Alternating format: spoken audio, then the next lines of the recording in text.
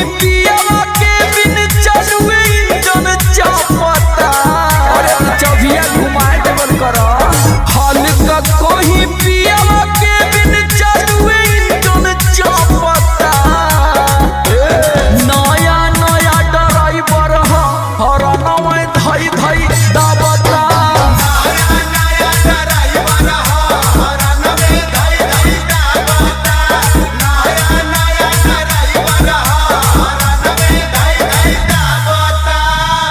लागता कि सखी लर्निंग में वार्निंग ना कर पाई।